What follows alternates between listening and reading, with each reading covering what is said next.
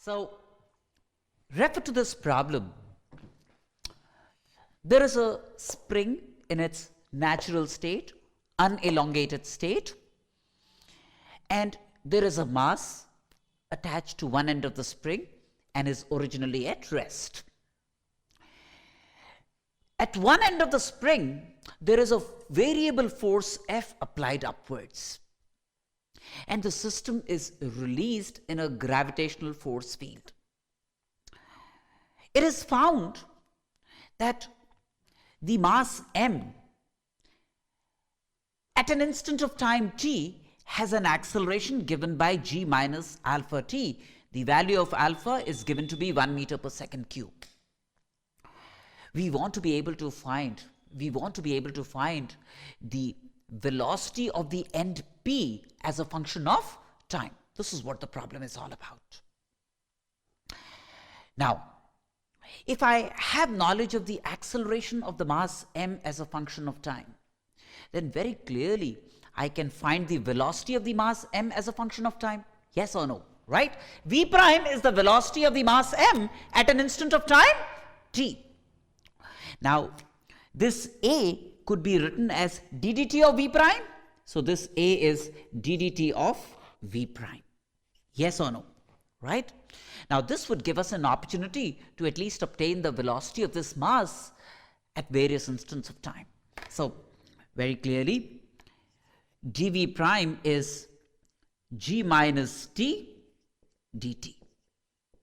Right?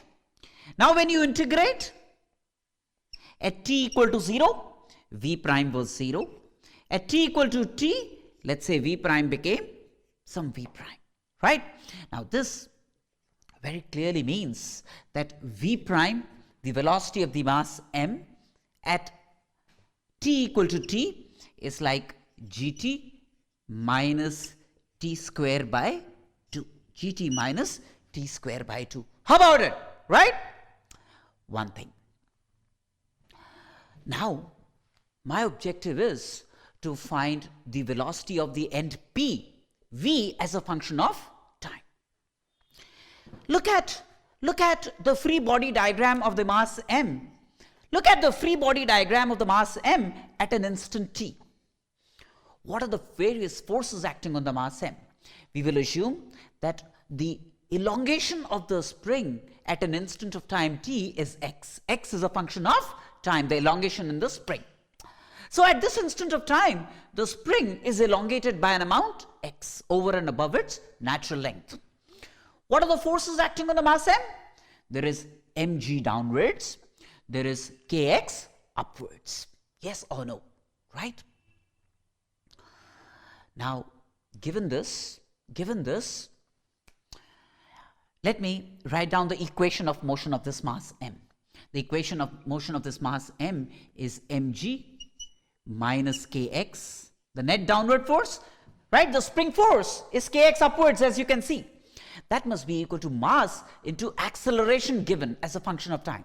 The problem offers to us the acceleration of the mass as a function of time, g minus t. So, mg minus kx would be m into a, which is like m into g minus t. Yes or no? Right? M into g minus t. Now, very clearly, mg gets cancelled from both sides. Mg gets cancelled from both sides. And if mg gets cancelled from both sides, I end up getting kx equal to mt. Kx equal to mt. This is what we get. Yes or no? Now, if I differentiate both sides with respect to time now, see, mg gets cancelled, so minus kx is minus mt, so kx is mt. Now, if I differentiate both sides with respect to time, I end up getting k dx dt, rate at which elongation changes, equals m, k dx dt. Dx dt is what? Rate at which elongation is changing. That's equal to m. Yes or no? Right? Good. Which means, now, would you want to believe this is an instant of time t and the spring of force constant k has already received an elongation x. Now, the rate at which elongation changes would be the relative velocity between p and q. Yes or no? pq is the length. See, if this is P, which has an upward velocity V, which is what we are seeking to find, this is Q, which has a downward velocity V prime, right? What is the relative velocity between P and Q? V plus V prime. And V plus V prime is clearly a measure of the rate at which elongation x changes with time. So dx dt essentially is V plus V prime. Dx dt is V plus V prime. So I end up getting K V plus V prime equal to M. Now V prime I already know as a function of time. My objective is to find V.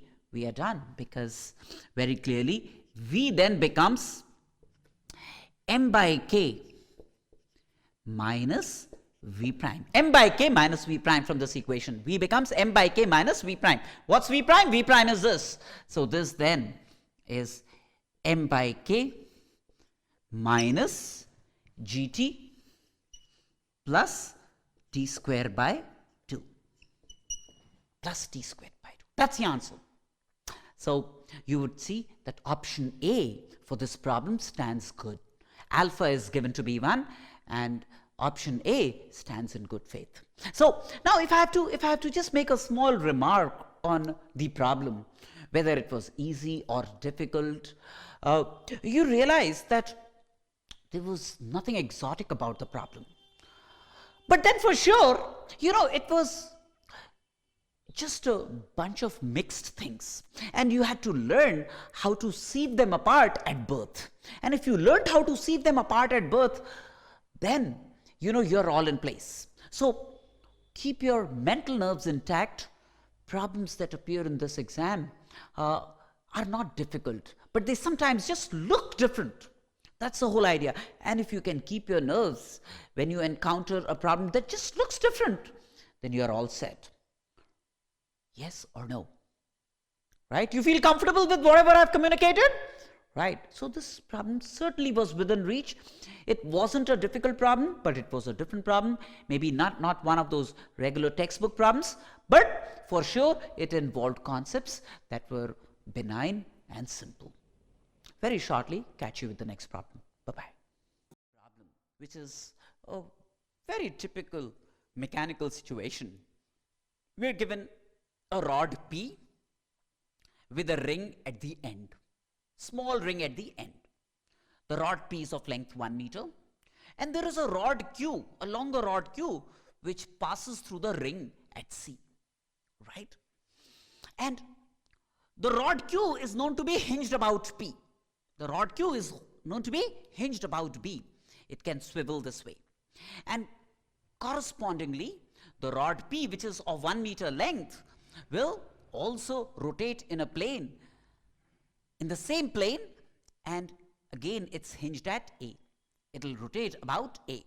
Now if C is the end, and what we seek to find is the distance between A and B given the variation of phi with theta. This is the angle phi which will vary, this is the angle theta that will vary, while P and Q both swivel about A and B respectively.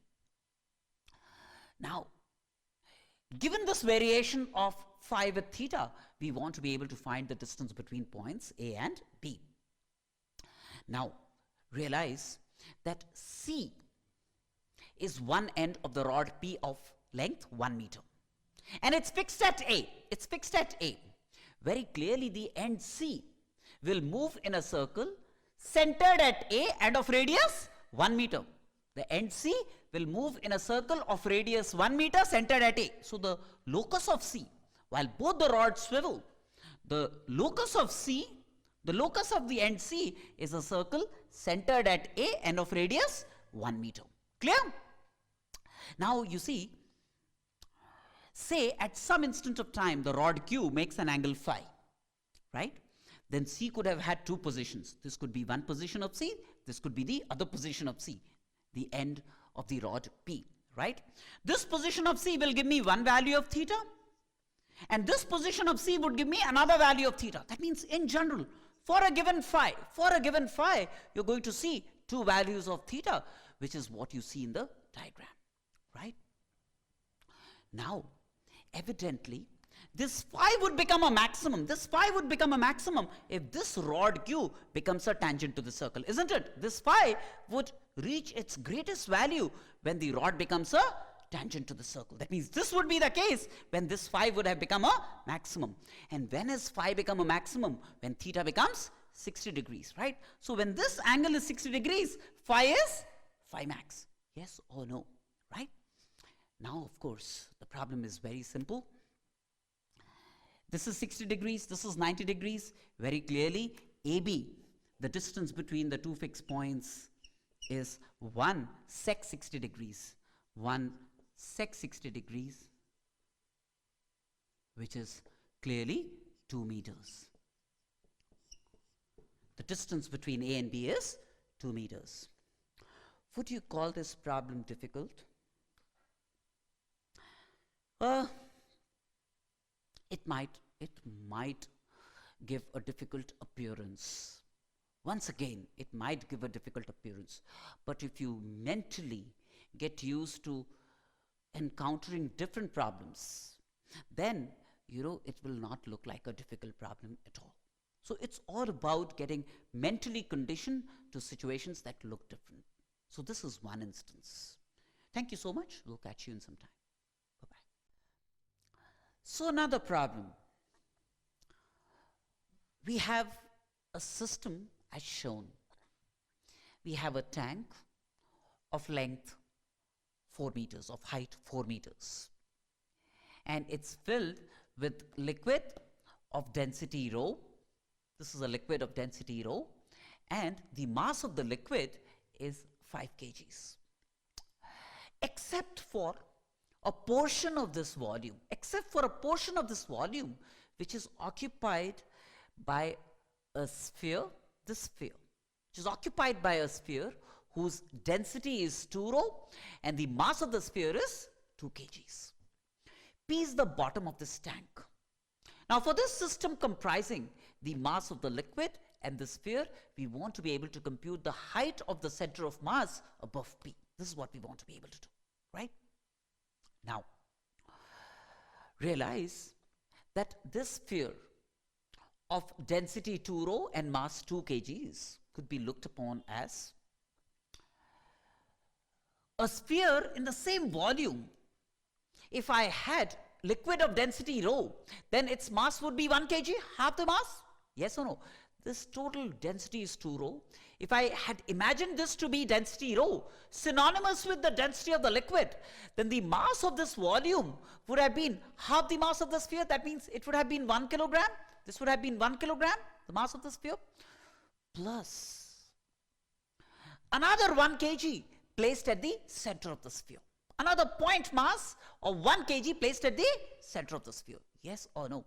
Realize that this sphere of density 2 rho and mass 2 kgs could be imagined to be composed of 2 discrete entities. One, a sphere of density rho, that means same as that of the liquid, and therefore its mass would be half the mass of the sphere, and a mass 1 kg, the remaining mass 1 kg, placed at the center of the sphere. This is what I could imagine this to be.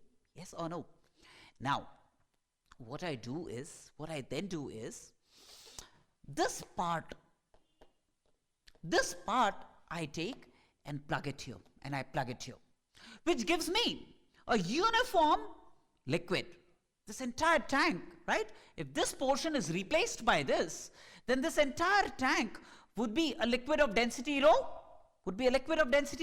and the mass of the liquid now would not be 5 kgs, 5 kgs plus another 1 kg, that makes it 6 kgs, right? Plus this point C, where the center of the sphere originally was, this C, where the sphere originally was, there is a point mass 1 kilogram. Yes or no?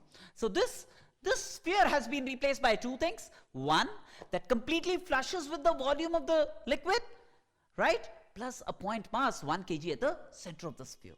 How about it, right? So what we have is a tank. Essentially, which is filled with a liquid of density rho and mass equal to 5 kgs that originally was, plus another 1 kg because of this. That is 6 kgs of the liquid filling up 4 meters plus 3 meters above the base, 3 meters above the base. That is at C. There is a 1 kg mass. 3 meters above P, 3 meters above P, there is a point mass which is 1 kg. Yes or no? M2 which is 1 kg. And now it's very simple. I have to find the center of mass of the system above P. Right? For the liquid, what's the total mass? The total mass is now 6 kgs. 6 kgs. Right? Into the center of mass of this liquid would be 2 meters above the base, because the total length or height of the liquid is 4 meters. It's uniform, and the center of mass of the liquid alone would be 2 meters above P. So mass into how much above P? 2 meters above P plus. This 1 kg mass is 3 meters above P. So 1 kg into 3, right? M1 H1 plus M2 H2 divided by M1 plus M2. 6 kgs plus 1 kg. That is 7 kgs. Right? That's the height of the center of mass above P. How about it? So that makes it 12 plus 3, 15 by 7. So height of the center of mass above P is 15 by 7 meters. Yes or no? This was, I think, a very ordinary problem, and it was easy to conceive everything that I have communicated. I would expect all of you who are appearing for the advanced exam, I would expect you to have done this problem right. This way or some other way, come what may, it was an easy to crack problem, right? Let's get on to the next one. Bye-bye. So, another situation. We have a trolley, and there is a smooth circular tube inside the trolley, fixed with respect to the trolley. And the trolley is moving with a speed V, And at a certain instant of time, when the trolley is moving with a speed V, there is a particle, small particle of mass m. This is the particle of mass small m in the circular tube, right? That was at time t equal to 0. Now suddenly, brakes are applied to the trolley. Consequently, the trolley starts to decelerate. A is the deceleration of the trolley. That means its acceleration would be A leftwards. Its acceleration is A leftwards. That tantamounts to deceleration. Now, after a while, so if the trolley is decelerated, its speed would reduce to 0 at some instant of time. So the trolley comes to rest. And it's given in the problem that by the time the trolley comes to rest, this bead, this particle of mass m inside the circular tube would have swiveled by an angle theta, and it would have acquired enough velocity to reach the top of this tube. This is what is given, right? We want to be then able to find the deceleration A that the trolley was imparted. Now, we'll look at this problem in a frame of reference attached to the trolley. From the instant it starts to decelerate, that means having an acceleration A leftwards, we will look at everything in that frame of reference. So, very clearly, it's a non-inertial frame. Now, look at this particle small m in the non-inertial frame. In the non-inertial frame, would you want to believe, that means in the trolley frame of reference, the mass m experiences mg downwards, Mother Earth anyways, right? There is obviously, there is a normal reaction also. There is also a normal reaction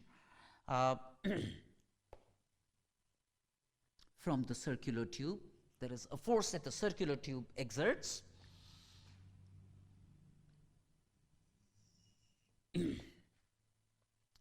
And in addition, there is going to be a pseudo force on small m, ma to the right. There is going to be a pseudo force, ma to the right. Now, this normal reaction anyways. So, what I'm going to do is, I'm going to apply work energy principles for the particle going from A to B. We'll apply work energy principles for the particle going from A to B. Now, what are the various forces doing work? There is mg acting downwards. When the particle goes from A to B, mg is always acting downwards. There is displacement 2r upwards. So, what's the work done by gravity? Work done by gravity would be minus mg into 2r. Right? Now, what's the work done by the normal reaction? 0. Because, see, at all points of time, the normal reaction is along the normal from point to point, and the displacements are along the tangent to the tube. The displacements are along the tangent to the tube with respect to the tube. Yes or no? And therefore, the work done by normal reaction is very clearly 0. Right? Because the normal reaction and the tangential displacements with respect to the circular tube, they are perpendicular to each other. So, work done by normal reaction is 0. Now, there is pseudo force. Now, pseudo force does not act all the time. Pseudo force acts till the time the trolley comes to rest. After it comes to rest, very clearly, there is no more pseudo force. But then, in this entire journey from A to B, there is work done by pseudo force, but the work done by pseudo force is only till this extent, when the particle swivels by an angle theta.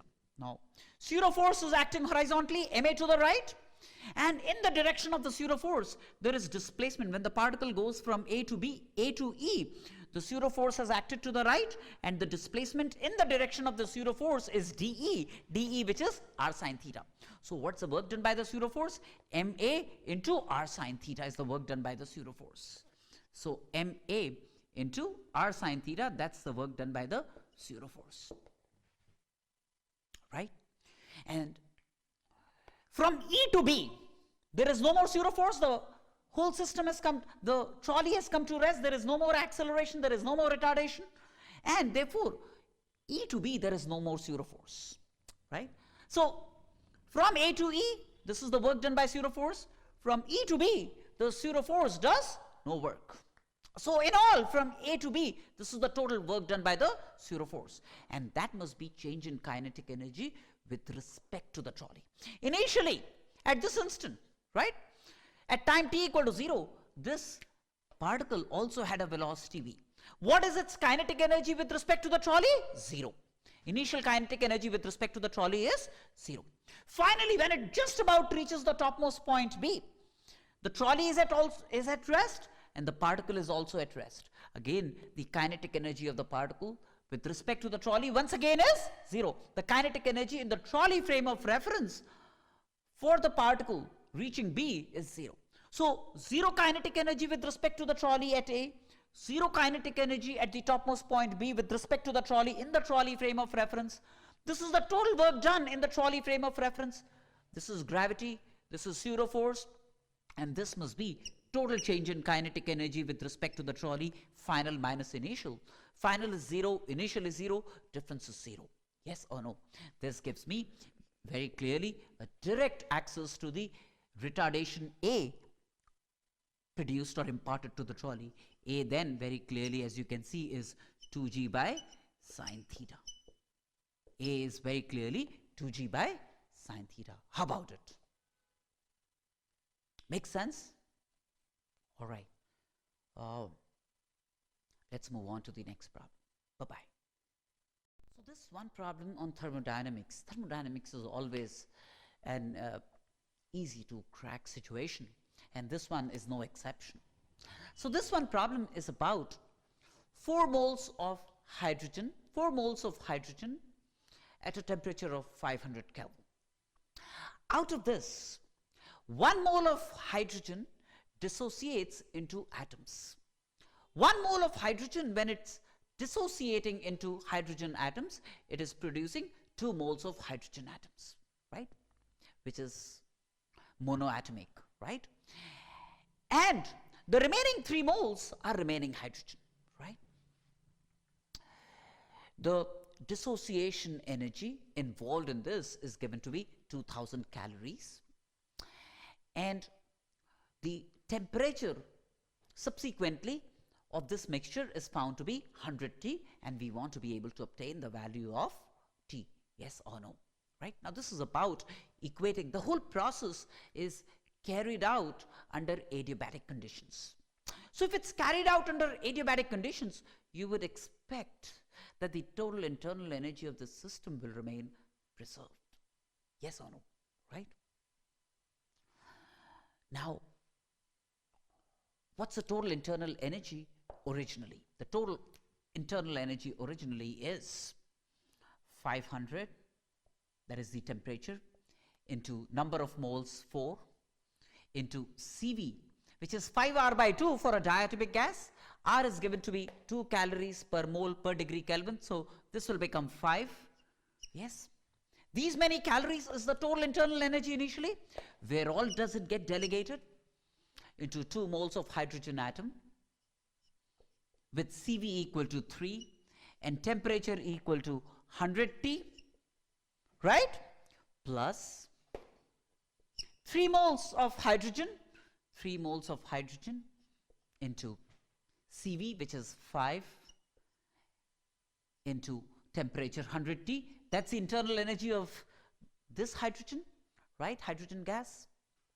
Plus there is 2000 calories of dissociation energy. Yes or no? Right? This is what transpires. We want to be able to calculate T. We want to be able to calculate T. Let's see how much is it. Very clearly, again, as you can see, let's simplify calculations. This gets cancelled, this gets cancelled, this gets cancelled. We have 6T plus 15T, that makes it 21T, equals 100 minus 20, which is 80. So the temperature of the mixture subsequently is 80 by 21 Kelvin. 80 by 21 Kelvin. Yes or no? The closest integer to T, the closest to 80 by 21 is 4 Kelvin. So roughly 4 Kelvins. So the integer closest to T is 4 Kelvin. So this was a very ordinary situation to deal with. Yes or no? Right? Okay, bye-bye. So this one problem is about a wedge of mass capital M placed on a smooth surface, and there is a small insect that starts to crawl along this quarter of a circle whose center is C and radius R. And this insect crawls with a constant speed V along this quadrant. This insect of mass M starts from here and it crawls at a constant speed V along this quadrant. Now, on the wedge, a force capital F is applied. And it's applied, and it's not a constant force, beg your pardon, it's a variable force. A variable force F is applied to maintain the wedge stationary at all times, right? We want to be able to find a relationship between F, V, and theta. This is what we seek to do in this problem, right? Now, when the insect has crawled by an angle theta with respect to the horizontal along the quadrant, speed V, realize that it would require at this point a centripetal force which is mv squared by r along the radial line towards the center C of the circle, right? And this mv squared by r makes an angle theta with the horizontal, right? So its horizontal acceleration is going to be mv squared by r cos theta, right? Now, if such is the case, what I could do is, on a system comprising capital M plus small m, I'll apply generalized Newton's second law. So the net horizontal force on the system is capital F. That must be equal to the mass of the wedge into acceleration of the wedge, which is 0, plus mv square by r cos theta, which is the horizontal, so mass into acceleration horizontally of small m, which is mv squared by r cos theta. Yes or no? Right?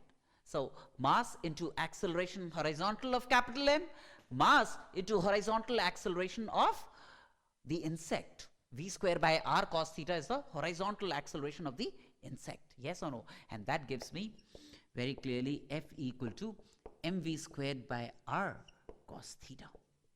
So that's force, the variable force as a function of theta, given that the insect crawls down with a constant speed. Be very ordinary problem. See, the key to this problem was making sure that you didn't involve the normal reaction between small m and the wedge. That would have been an additional force to deal with. And since it was not even required by the problem even remotely, it was a good idea to look at a system that comprised capital M and small m and apply Newton's second law, generalized second law on the system horizontally. This is what we get, right? This was, I think, a sitter in a certain sense. If you didn't find this a sitter, you might want to go back to your mechanics and take a fresh look at things. Bye-bye. So now this one, another very basic problem in fluid mechanics. We have a tube which is filled with a liquid. And about this axis, this tube is given an angular velocity omega. And these are the heights of the free surfaces given. Various dimensions offered in the problem, and we want to be able to calculate omega for this situation to occur, right? Now realize that the difference between this free surface and this free surface is h units, right? The difference between these two free surfaces, one end and the other end is h units. How much is h? Okay, now this you can see is 15 plus 10, 25 centimeters. This is 25 centimeters. And this is 20 centimeters from the base. So this h is very clearly 25 minus 20, which is 5 centimeters. Right? Now, this limb moves in a circle of radius r. This limb. So r, as you can see, given in the problem is 10 centimeters. And we want to be able to calculate omega. Now, very direct result. This h and r, h is omega square r squared by 2g is the result that you may have encountered before. We'll take g as 10 for convenience. Very clearly, omega then is root 2gh, 2 into 10, and h, as you can see, is 5 into 10 to the power minus 2 meters divided by r square. R square is 100, so 100 into 10 to the power minus 4 meters squared. That must be omega, these many radians per second, right? How much does it turn out to be? Let's evaluate. This is 10 to the power minus 2. This will get cancelled with this.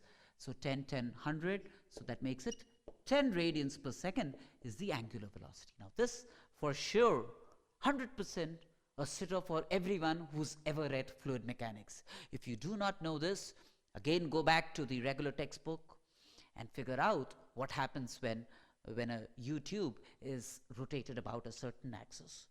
This you must know. Or a vessel filled with liquid, what happens when it's rotated with a certain angular velocity, how the free surface assumes a parabolic trajectory, and what's the relationship between h and r for various points on a free surface.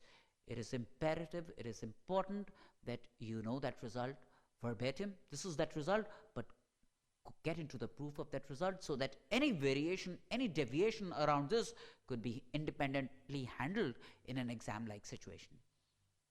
Bye-bye. We'll see you in some time. Now this one on geometrical optics, fairly simple. So what we have is a mirror, horizontal mirror say, and there is a source of light T. And there is a beam that is incident on the mirror, and this ray of light makes an angle theta equal to 37 degrees with the vertical. Theta equal to 37 degrees with the vertical. And subsequent to reflection from the mirror, it finds a spot S1 on a certain vertical wall, right? Now what is done is, The mirror is shifted up by 1 centimeter. The wall is shifted to the right by 1 centimeter. We want to find by what amount this spot on the wall would move up when the two situations get compounded. 1, the mirror moved up by 1 centimeter, the wall moved to the right by 1 centimeter. By what amount vertically would S1 move? Now, more elaborate figure. This was the original position of the mirror. This was the source of light, the torch. There is this ray of light incident here. Now this angle is theta, so angle of incidence theta, angle of reflection theta, and this reflected ray settles here on the wall. Mirror moved up by 1 centimeter. So then, instead of P being the point of incidence, Q becomes the point of incidence, and reflection occurs at Q. Reflection occurs at Q. If the wall was not moved, this would have been the new spot, right? But the wall itself is moved to the right, so the ray of light traverses further, and this becomes the revised spot on the wall, S2. I want to find the vertical shift between S1 and S2. Clear? Now, very ordinary situation really, very simple. More than optics, it's geometry and maybe junior level geometry. So this angle is theta, this angle will be theta, right? Alternate angles. If this is theta, this is theta, this is 90 minus theta, and therefore this will be theta, right? And this is theta, this will be theta. Yes or no, right? These are normals to parallel lines. So if this is theta, this will be theta. Clear? This length shift of the mirror is 1 centimeter. And do you realize that triangle SQR and triangle SQP are congruent triangles? Why? Why? Because this angle equals this angle. This is 90 degrees, this is 90 degrees, this is common to both, right? So very clearly 2 angles and 1 side. 2 angles and 1 side, so AAS condition, this is the common side, 190 degrees, 1 theta. So causes SQR and SQP to be congruent triangles. Therefore, if SP is 1 centimeter, evidently SR will also be 1 centimeter. How about it, right? So SR turns out to be 1 centimeter as well, right? Now, look at this. Let me call this S1, let me call this S1 prime, right? If the wall had not moved, this would have been. Realize R S1 prime, S1P. R S1 prime, R S1 prime, S1P is a parallelogram.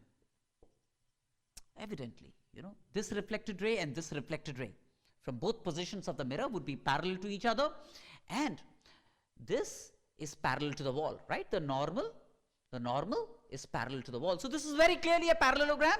So if PR is 1 plus 1, 2 centimeters, PR is 2 centimeters, and therefore S1 prime will also be 2 centimeters. S1 prime will also be 2 centimeters.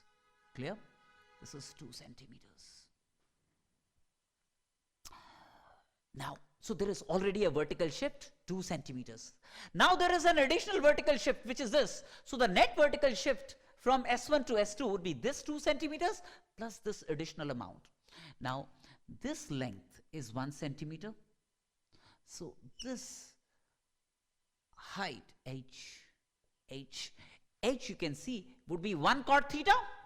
H would be 1 cot theta. Cot theta means cot 37 degrees. Cot 37 degrees is cos 37 by sin 37. That makes it 4 by 3. So H is 4 by 3. So what's the net vertical shift? The net vertical shift is 2 plus 4 by 3. Net vertical shift Vs is going to be 2 centimeters because of the mirror and 8 centimeters because of the wall, right? So 2 plus 4 by 3, 6 plus 4, 10 by 3 centimeters is the net vertical shift produced by the compounded effect of the mirror moving vertically up and the wall moving to the right. You can't come up to me and tell me that you couldn't solve this problem? The only way you couldn't have solved this is if you just got lost with things. If you had maintained mental clairvoyance, mental clarity, this problem would have been a sitter, and a sitter. Bye-bye. So this one situation about two lenses, one with focal length f1, another with focal length f2. This is their common principal axis, and there is a ray of light incident on lens 1, and it gets deviated by an amount delta. This ray of light runs parallel to the principal axis. And then it's incident on lens 2, and it subsequently gets deviated by the same angle, delta, by the second lens. Now the deviation, as you can see from this figure, produced by a lens is given by h by f. Tan delta is h by f. Delta is small because we are talking of paraxial rays. So the angle of deviation is roughly h by f produced by a lens, where what is h? H is the height of the point of incidence above the optical center.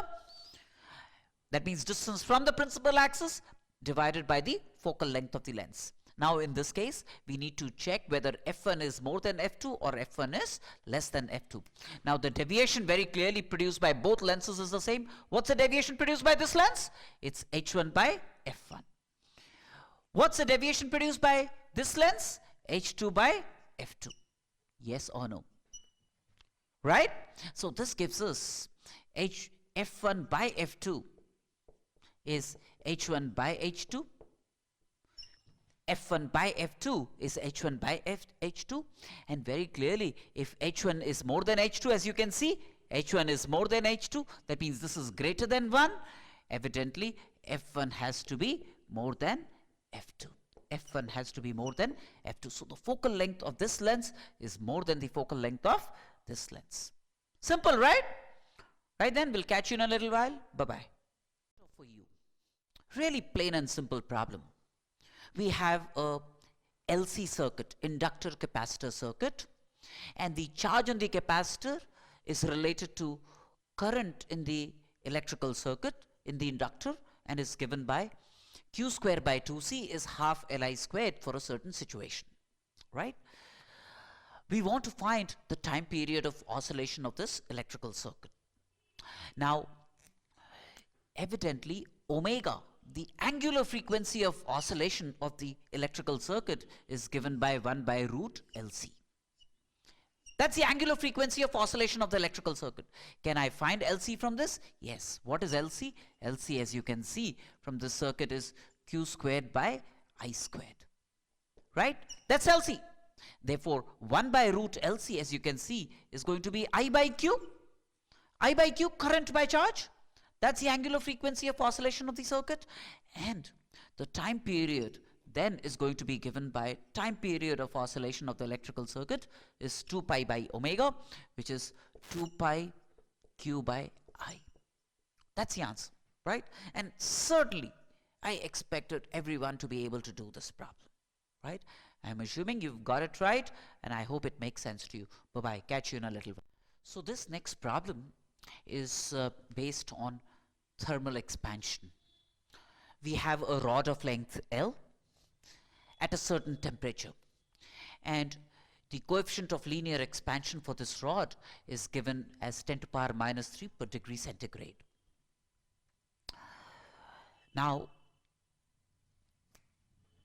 we need to figure out the change in length of the rod. We need to figure out the change in length of the rod given that the change in temperature is 1000 Kelvin. Now, would you mind believing that alpha is 1 by L dl dt, dl dt, right? dl by L is fractional change in length, dt is the change in temperature, right? That's the definition of alpha, 1 by L dl dt. And this would lead us to dl by L is alpha dt, right? When I integrate both sides, then this would give me log of final length, say L changes from L1 to L2, right? So this would give me log of L2 by L1. L1 is the initial length. That's alpha into change in temperature, which is delta T, right? But alpha into delta T is 1. See, 10 to the power minus 3 into 10 to the power 3, that's 1. So this gets us to L2 equals E times L1, right? L1 is capital L, so L2 is roughly 2.7 times capital L, right? So very clearly, the final length is more than twice the initial length, more than 2.5 times the initial length. So you would see that options A and B are eligible for this problem. Very simple. It's based on a direct definition of alpha, coefficient of linear expansion. You know, this one chapter is a very easy chapter, and generally speaking, for some reason or the other, students either don't even go through it, it's not even covered properly by most people, and therefore, you know, even simple problems on this chapter sometimes go ignored, unattended, and people lose marks on sitters. All problems in this chapter would literally be sitters. So don't ignore this chapter. Thermal expansion is easy and within reach.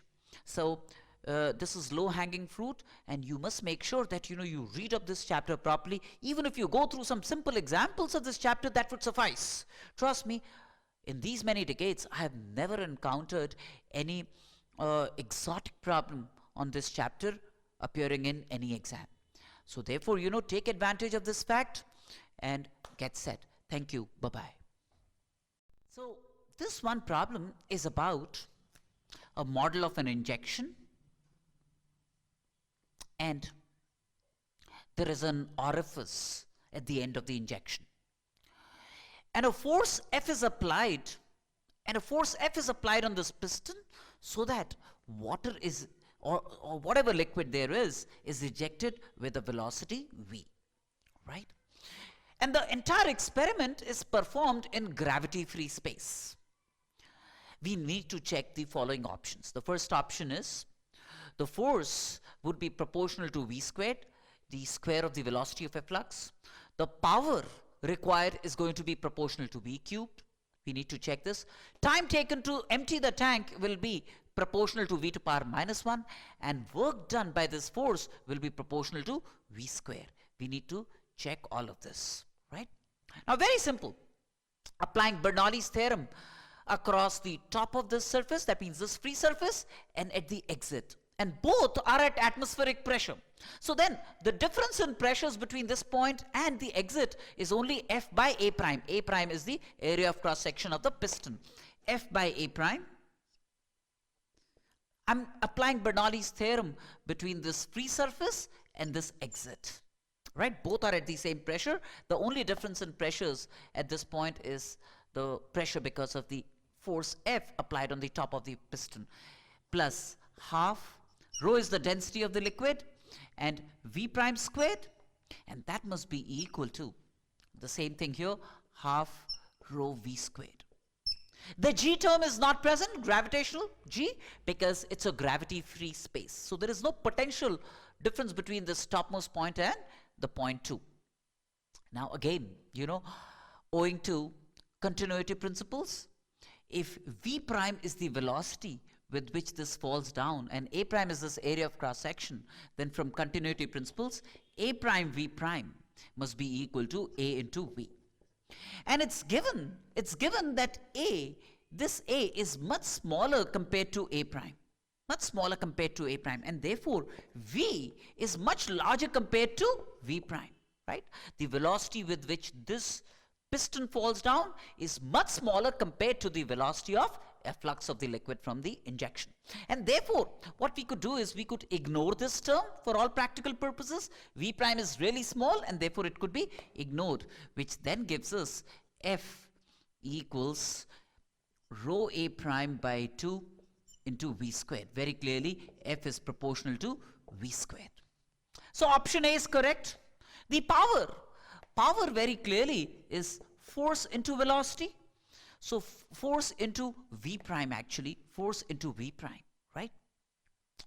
Now, again, look at V prime. V prime is AV by A prime. V prime can be written as AV by A prime. AV by A prime, right? And check this out. Force proportional to V squared into V, that means V cubed. That means power required to do this is proportional to V cubed. So that makes option B also eligible, right? Now again, we are maintaining this constant A into V. And evidently then, you can see from here, the time taken to empty the tank would be the total volume of the tank, divided by the volume flow rate. The volume flow rate is A into V. So very clearly, T is proportional to V to power -1, which is also true, right? Now work done to empty the tank by this force, work done very clearly would be force into, let's say, this displacement. This is the displacement S. And force is proportional to V squared. This F, as we have already witnessed, is proportional to V squared. So work done to empty the tank is also proportional to V squared. That makes option D also eligible. So for this problem, which is again a simple problem, direct application of Bernoulli's theorem for a very ordinary, very regular situation, pretty much within your reach. Work done to empty the tank is proportional to V squared, as you can see. Thank you so much. Bye-bye. So again, a very routine problem on electrostats. Direct application of concepts that you may have already learned. We have in the XY plane electric field given by xi cap plus yj cap, obviously a variable electric field. At a point x comma y, the x component of the electric field is x units, the y component of the electric field is y units. And it's also given that the potential at a point 2 comma 2 is taken to be 0, right? Now given this data, we want to be able to explore the following options A, B, C, D. Nature of the equipotential surfaces, then potential at any point. These are various options that we will evaluate, right? So first of all, equipotential curves. That means let me find out potential as a function of x and y. Potential as a function of x and y.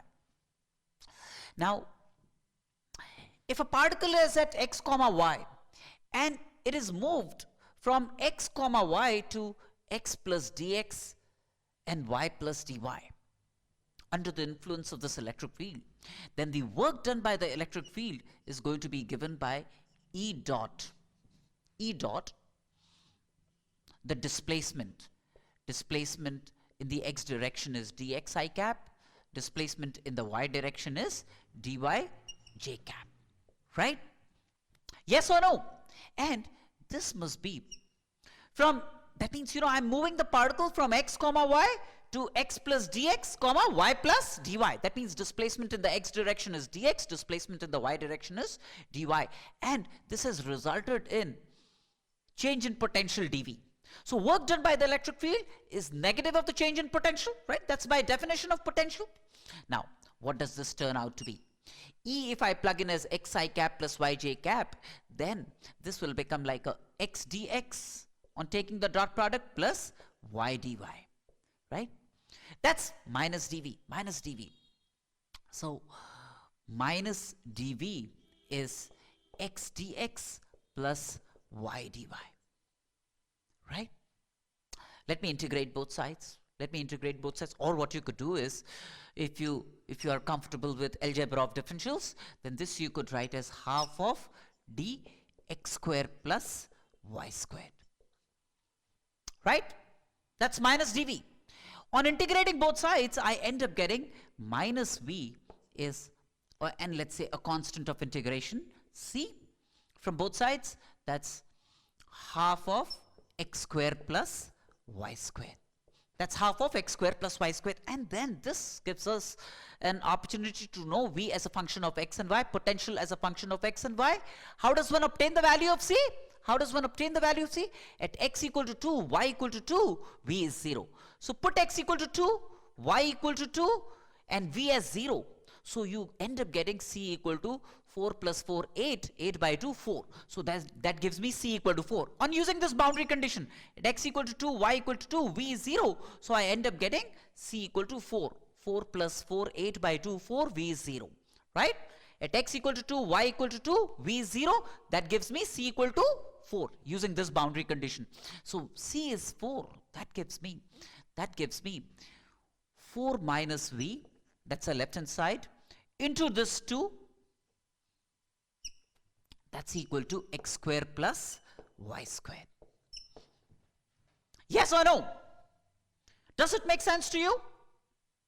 Now, what does this represent?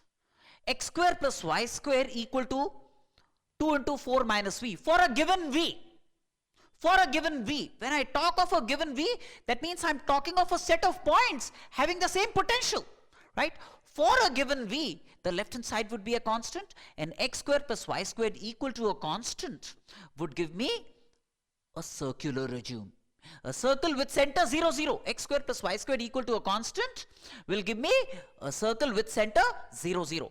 So, when I talk of equipotential surfaces, I'm selecting a relevant value of v, a constant value of v, any value of v that makes sense. Plugging into this, then x squared plus y squared is going to be a constant, and this would represent a circle. So, for different values of v, I get concentric circles with center 0, 0, and with different radii, obviously.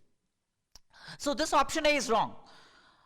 Equipotential curves are concentric circles with center 2, 2 is wrong. Equipotential curves are concentric circles with center 0, 0.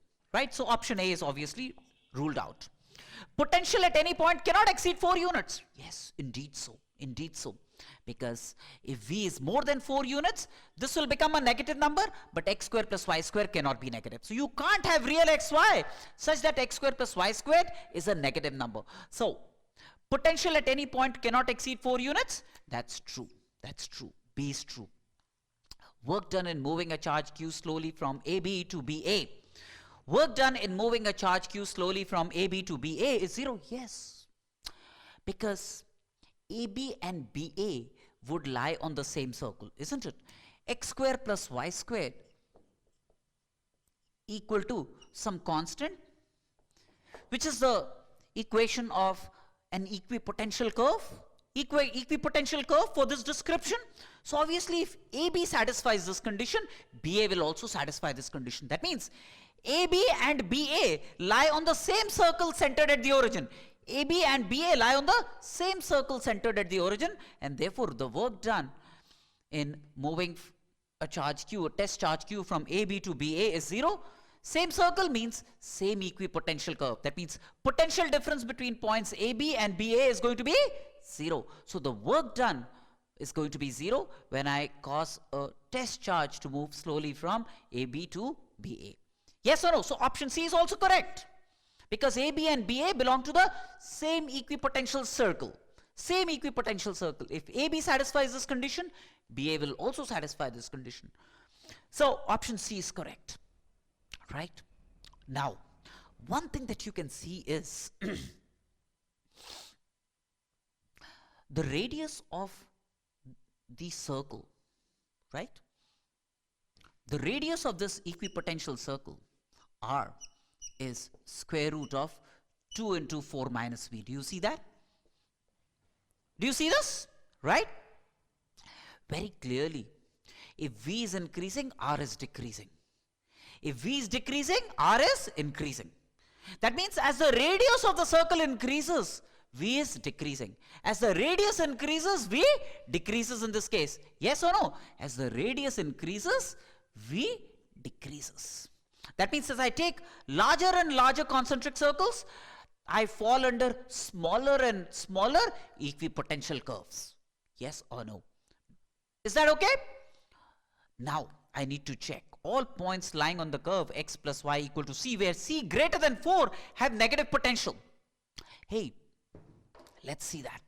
Let's explore the truth of this statement. This last statement, let's check this out. See, there is a circle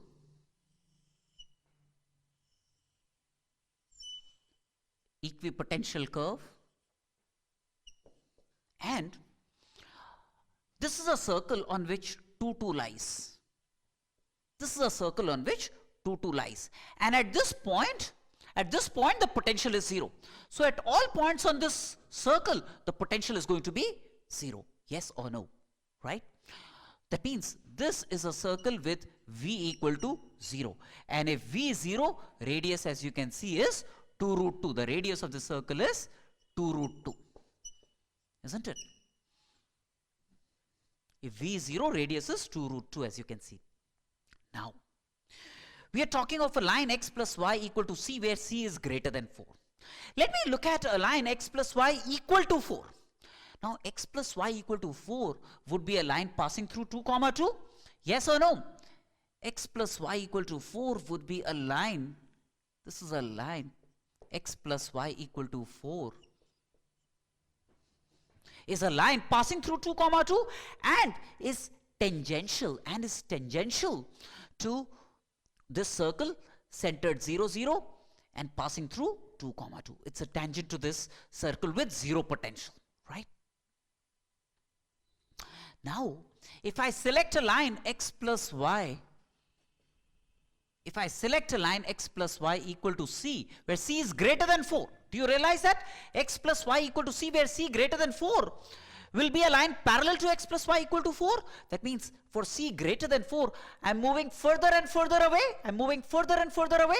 Yes, that means x plus y equal to c, where c is greater than 4, would be a line passing through a circle with radius more than the radius of the circle, right? Therefore, if I go on increasing the radius of the circle, the potential decreases. Yes or no? And this circle is 0 potential. This will pass through a circle. This will be a tangent to a circle with the radius more than 2 root 2.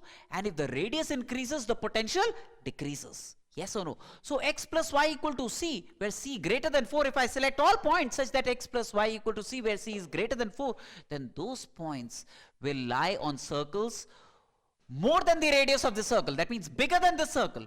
And the bigger the circle gets, the potential decreases. Therefore, if this is 0 potential, then circles larger than this will have negative potentials. And that will cause option D to be eligible. All points lying on x plus y equal to c, c greater than 4 have negative potential. Because x plus y equal to c, c greater than 4 would be about circles larger than the 0 potential circle. And the larger the circle, like I said, the greater the radius of the circle, smaller the potential. If this is a circle with 0 potential, circles larger than this would have negative potentials. And that makes option D also eligible. So for this problem, B, C and D are appropriate options. So this again was not a problem beyond reach by any standards. And the only option that could have bothered you was D. As far as B and C and evaluation of A was concerned, I personally would believe that if you have read your electrostats properly, even from a regular textbook, and have heard your teacher properly, then this problem should have been within reach. Problem part D could have posed a problem to some students, but otherwise I feel this was a problem that should have been attempted. I would not know whether I should call it a sitter, maybe slightly more than a sitter, but certainly not an advanced problem, simple problem otherwise. Thank you, bye-bye. So the next one again is about evaluating the voltage sensitivity of a voltmeter, a DC voltmeter. A galvanometer, as you know, could be converted into a voltmeter, and the galvanometer current can be given by delta V by Rg plus R, and N is the number of turns, B is the magnetic field, A is the area, Ig galvanometer current. All of this, product of this is proportional to the deflection of the needle that measures the current, right? And C is the stiffness constant.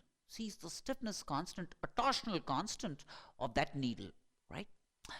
Sensitivity is defined as theta, the deflection of the needle, per unit volt measured. Now, theta by delta V from these two, you would get as NBA by C, 1 by Rg plus R. Now, this then is the voltage sensitivity of a voltmeter. a galvanometer converted into a voltmeter. Now we need to explore these four options. Voltage sensitivity of a DC voltmeter can be decreased by 1. Increasing resistance for conversion. If I increase Rg, then obviously sensitivity would decrease. Yes or no? If I increase Rg, this sensitivity, voltage sensitivity would decrease, and therefore option A is right. B, increasing torsional constant C. Yes. If I increase C, again this sensitivity would decrease. So B is also right. C. If I increase B, then sensitivity would increase. So this is not right. C is not right. And then option D, by decreasing n. Obviously, if I decrease n, this expression will decrease in value, and therefore option D. Direct formula, much ado about nothing. This one problem, obviously, I didn't think it was required to deliberate too much on this problem, but these problems they throw up in examination so that you could score marks. Some reason or the other. Again, I would not know why, but most students end up ignoring this easy portion, the ammeter, voltmeter, converting a galvanometer into ammeters and voltmeters, and understanding those basic rudiments related to these things, somehow ignored by students. They don't find it too exciting, and they end up not reading this, and they lose some low-hanging fruits. So don't lose this low-hanging fruit. All's there for you. Bye-bye. Thank you.